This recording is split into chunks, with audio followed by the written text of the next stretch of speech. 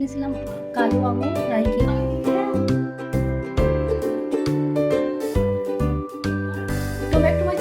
ব্লগে সকলকে ভালোবাসা দিলাম। আজকে একটু বৃহস্পতিবার ফ্রেশ মর্নিং নেওয়ার বার, যেহেতু ঠাকুরের তো সকালবেলা কাজ বাজ দিয়ে শুরু করলাম দিনটি।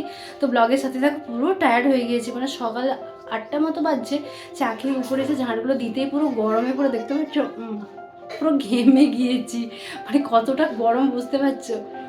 যাই হোক, চলো সাথে থাকো। স্নান করে ঠাকুরের চর্চা তো করতে হবে, মানে আমি আলপনা দেবো, লক্ষ্মীচরিত বই পড়বো, অনেক কিছু থাকে যেটা করি। তারপর উপরগুলো পরিষ্কার করলাম জাস্ট, এই যে সব কিছু নিয়ে যাচ্ছি আমি স্নান করব বলে। আর স্নান করে ঠাকুরের রেডি করার কিছু কেমন ক্ষেত্রে তো একটু সাহায্য করেই দিই, কারণ আজকে বারটা বৃহস্পতিবার অনেকটাই চাপ থাকে, তাই মা সব কিছু গঙ্গা জল দিয়ে তারপর পুজোয় বসছে। আর আমি কিছু ফুল তুলে তারপর আজকে 5টা দুব্বো সব রকমের তুলসীপত্র তুলে রাখলাম। কালকে আবার একাদশী আছে, তার জন্য এসেছি আলপনা দেওয়ার জন্য, কারণ এই ঠাকুরের আলপনাগুলো দিয়ে দিলে অনেকটাই সাহায্য হয়। তারপরে ধুনো দেয়া, লক্ষ্মী চরিত্র বই পড়া, এগুলো তো অনেকটাই সময় সাপেক্ষর ব্যাপার। আর ঠাকুরের কাজ করতে আমাদের ভীষণই ভালো লাগে, আর আমি তার জন্য আলপনাগুলো দিতে থাকছি। আর মা ওইদিকে পুজো টুজোগুলো করতেই থাকে, যেগুলো বাড়ির কাজ থাকে। আর রাই তো এখন সকালের টাইমে পড়ছিল, তারপর একটুখানি খেলাধুলা করছে। যাই হোক, ওর মতো করে একটু খেলাধুলা করুক। আর এই যে দেখতে পাচ্ছ না, বাড়িতে যেহেতু 24 পরের সব কিছু আয়োজন আস্তে আস্তে সবাই করতে থাকছে, তাই সব রকমের ঠাকুরের বাসনপত্র মা সব মেজে রাখলো প্রীতম্বরী পাউডারটা দিয়ে। আর এইখানে মালসা, তারপর সব কিছু ঘর যেগুলো লাগবে সেগুলো। আর আমি ফুলগুলো আরও কিছু তুলে এনে দিলাম, যেগুলো দিয়ে আর একটু ভালো করে হোক পুজো, কারণ যেহেতু প্রচুর ফুল ফুটছে এখন, তাহলে ঠাকুরের চরণে দিতে কী আর অসুবিধা। এই যে ঠাকুরকে সব কিছু নিবেদন করা হয়ে গেছে, আমি একটু ধুনোটা দিয়ে গেলাম, কারণ পুজো যেহেতু হয়ে গেছে। এরপর ধুনো দিলাম, লক্ষ্মীচরিত্র বই পড়ে ঠাকুরকে প্রণাম করে নিয়ে এলাম প্রসাদটা। এই প্রসাদের মিষ্টিটা কিন্তু বেশ নতুনত্ব লাগলো, বললো প্যাটিস মিষ্টি নাকি বেরিয়েছে এখন নতুন। যাই হোক, ঠাকুরের জন্য তো সব কিছু নিয়ে আসা যেতে পারে, মিষ্টান্নর দোকানে বা মিষ্টি কিনবে এটা তো আর অন্য কিছু ব্যাপার না, তাই সুন্দর করে নিয়ে এসেছিলাম। আর তারপর তুলসী পাতাগুলো সরিয়ে রাখলাম। আর এইখান থেকে প্রসাদটা রাহিকে দেবো, আমরা সকলে মিলে একটু ভাগ করে খাবো। এই যে মিষ্টিটা দেখছো না, ওপরে সন্দেশের একটা মালাইয়ের মতন দেয়া আছে, আর নিচে সেই মৌচাক মিষ্টি হয় সেই রকমই দেখতে।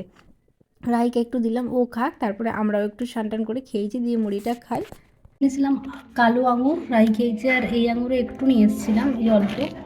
আর এই আঙুর দুটি নিয়ে এসেছিলাম, আপেল নিয়ে এসেছিলাম, তারপরে যে কলা নিয়ে এসেছিলাম। এগুলো ফল নিয়ে এসেছিলাম। বাজার তোমার বেগুন, শসা, গাজর, রেখেছি কুমড়ো, একটা কাঁচা লঙ্কা, মাশরুম এনেছি 1 প্যাকেট, এরকম টুকটাক। আর কাঁচা লঙ্কা এগুলোই নিয়ে এসেছি, কারণ আরামবাগের ওই বাজারে অনেক কিছুই ছিল ঠিকই, বাট খাবার তো কেউ নেই।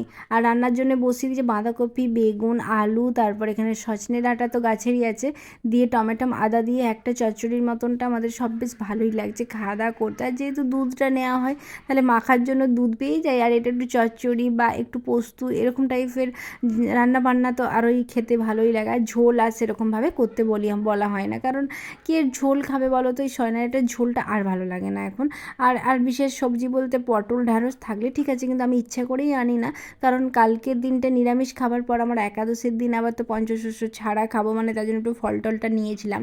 তারপরের দিন আবার দ্বাদশীর দিন আমরা নিরামিষ খাই, তাহলে সেক্ষেত্রে এইসব রান্নাই হবে, আর বিশেষ সবজি করার দরকার নেই। এই যে মাশরুমগুলো আমি ধুয়ে ভালো করে রাখলাম, আর রান্নাবান্না কমপ্লিটগুলো করতে থাক। আর একাদশীর পরের দিনের পর দ্বাদশী যেদিন হবে সেদিন তো নিরামিষের পর আমাদের বাড়িতে যেহেতু 4 দিন ব্যাপী বেশ 24 পর চলবে, 5টা ফ্যামিলি তো একসাথেই খাওয়া দাওয়া হবে, তাহলে আর রান্না করার কোনো দরকার নেই। তার জন্য সবজি আর বিশেষ আনলাম না।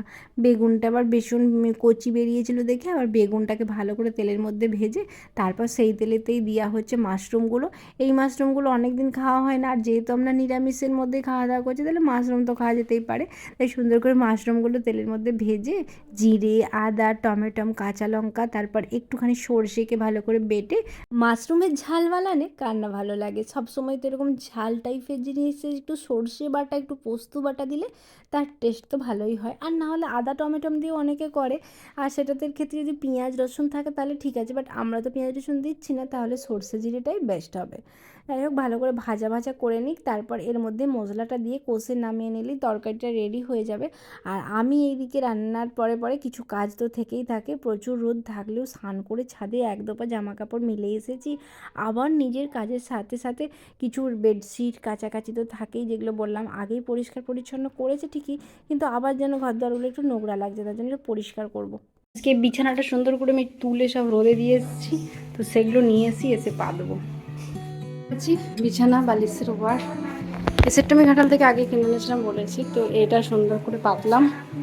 বেডশিট পেতে পুরো আমি ক্লান্ত হয়ে গেছি। যাই হোক, এখানে খাবার দাবার বেড়েছে 3টে থালা, এই কারণেই হয়েছে কারণ মেজো জেঠিমা আমাদের বাড়িতেই খাওয়া দাওয়া করবে, তার জন্য এই যে আমার জেঠিমার মায়ের সবারই ভাত আর মাশরুমের মানে তরকারি, আর সাথে হয়েছে এই যে আর বাঁধাকপি দিয়ে সজনে ডাঁটা দিয়ে একটা চচ্চড়ি। আমি সবারই ভাতগুলো ধরে দিতে থাকি কারণ সবাই মিলে একসাথেই গল্প করতে করতে খাবো। আর এটা তো আমার প্রথম থেকে বেশ মজার জিনিস লাগে, মানে আমি একা খেতে পারি না, সবাই মিলে খাই। সেই ছোটো থেকে হয়ে এসেছে। আমার ঠাকুমা, মা, আমাদের এত বড় ফ্যামিলিতে যখন সবাই একসাথে খাওয়া দাওয়া করতাম, এখন যখন আমাকে একা খেতে বলা হয় আমি একদম খেতে পারি না, ভালো লাগে না। কিন্তু সবারই সাথে খেতে বেশ ভালো লাগে। খাওয়া দাওয়া গল্প করে করে সারলাম, তো চলো সব বাসনপত্রকে ভালো করে পরিষ্কার করে ধুয়ে রাখলাম। এসেছে এখন বাজছে ঘড়িতে 4টের মতন, আর আমি তো গাছ চর্চা করতে একটু ভালোই বাসি, তাই সুন্দর করে গাছের মধ্যে জল দেবো। গাছগুলো বেশ বড় হয়ে উঠছে, সাথে সাথে এই রোদ খাঁ করছে, গাছের গোড়াগুলো যেমন ফুল গাছে বেশি করে একটু না জল দিলে কেমন হয়। এই যে পঞ্চমুখী জবা ফুলের গাছটি কিন্তু বড় হয়ে উঠছে, সাথে সাথে বাকি যেসব ফুলের গাছগুলি সেগুলোও বড় হচ্ছে, তার জন্য একটু জল দিলাম। কারণ এই যে কল থেকে 2-4 বালতি জল দিয়ে দিলে গাছগুলো কিন্তু বেশ ভালো করে ফুল দেবে আর তরতাজা থাকে। আর এই যে দেখতে পাচ্ছ না, কাঁঠাল গাছটাই কিন্তু একটি কাঁঠাল দিয়েছে, জানি না কতটা বড় হবে। সেক্ষেত্রে জল দিয়েছিলাম, 2-3 বালতি জল দিয়েছি, এরপর ডাব গাছটাও দিলাম কারণ প্রচণ্ড রোদ যেহেতু, আর ছিলাম না কালকে দেওয়া হয়নি। আর এরা তো দিয়েই দেয়, মানে পুচকু যেসব আছে আমার খুদেরা দিয়ে দেয়, কিন্তু দিয়েছি। আজকে ডাব গাছগুলো চলো একটু দেখে এসি, আর এই গাছগুলো তো দেখালামই, 2-1 বালতি জল দিয়েছি। তো এসে কিন্তু আমার মজাই লেগেছে, কারণ ওই পেয়ারা গাছে ছোটো ছোটো কুড়ি এসেছে আর ফুল এসেছে। জানি না এবছর আম কিন্তু সেরকম বিশেষ না হলেও আমার এই পেয়ারা, কাঁঠাল, তারপর এইখানে আমের গাছগুলো লাগিয়েছিলাম না, একটা দুটো কিছু কিন্তু হতে থাকছে। কথায় আছে না যে গাছ যদি তুমি লাগাও তার গাছ তোমাকে একদিন ফল দেবেই, সেটা কিন্তু আস্তে আস্তে আমার জায়গা তৈরি হচ্ছে। ইউটিউব জার্নিটা আমি এখনও সেই জায়গায় অর্জন করতে পারি না, বাট গাছের জায়গাগুলো একটু একটু করে কুড়ি দিচ্ছে, ফুল দিচ্ছে, ফল দিচ্ছে, কাঁঠাল হয়েছে, দেখে কিন্তু আমার বেশ ভালোই লাগছে। এসেছি, তারপর ঝুড়ি ভাজা বোন পাঠিয়েছিল আগের দিনে, তাই ঝুড়ি ভাজা বিস্কুট রেডি করে রাখলাম। তারপর চা নিলাম, কারণ রাহির ম্যাম এসেছে, তার 1 কাপ, আর আমার 1 কাপ, আর শাশুড়ি মার জন্য 1 কাপ, 3 কাপ চা বানালাম। কারণ আমার একদম চাটা খেতে বেশি ভালো লাগছে না, অল্প করেই নিলাম, তার জন্য মানে জলটাই আমি ইচ্ছা করেই কম নিয়েছিলাম। তার উপরে একটু দুধ, একটু কফির পাউডার দিয়ে ভালো করে মিক্স করে নিলাম। তারপর সুন্দর করে ওই যেগুলো রেখেছিলাম, মানে ঝুড়ি ভাজা চানাচুর, আর ঝুড়ি ভাজা চানাচুর আর সাথে বিস্কুট যেটা আর কি নিলাম, নিয়ে এটা রাহির ম্যামের জন্য দিয়ে আসি, আর এটা মায়ের জন্য রাখলাম। তারপর আমিও খাই। তাই খেতে খেতে একটু গল্প সেরে ভাবলাম আমার ভুরুটা কিন্তু অবস্থা একদম ভালো না। আমি নিজের লোকের করলেও কি হয়, নিজেরটা তো আর পারি না, তবু চেষ্টা করতে ছাড়বো না। একবার এরকম প্রবলেমে পড়লে গ্রামের দিকে যেহেতু থাকি, আমি কিন্তু ম্যানেজ করার চেষ্টা করি। সুন্দর করে আয়নাটি রেখে আর ওপর থেকে এরকম সুতোটি বেঁধে আমি কিন্তু নিচের দিকগুলোই দেখতে পাচ্ছি আমি কতটা ক্লিন করে নিলাম। আর বিশেষ কিছু করব না, বোনের কাছে করাটি আমার পছন্দের, কিন্তু এখন আর কোথায় পাবো, সে তো চলে গিয়েছে, আমার বলতে মনেই নেই তাকে। এই ঘরে বেডশিটটাও চেঞ্জ করে দিয়েছি, এই যে এটাই আমি আরামবাগ থেকে নিয়েছিলাম। দেখো আমার একটু সাদাটা বেশ পছন্দের, তো এই কালারের বেডশিটটা পেরেছি। নিচে তো সেই বেডশিটটা একটু কেচে সেইটা পেতেছিলাম বলে এইটা সাদাটা আমি ভাবলাম এখানে কেমন হয়েছে গো বেডশিটটা, আমাকে একটু জানিও তো।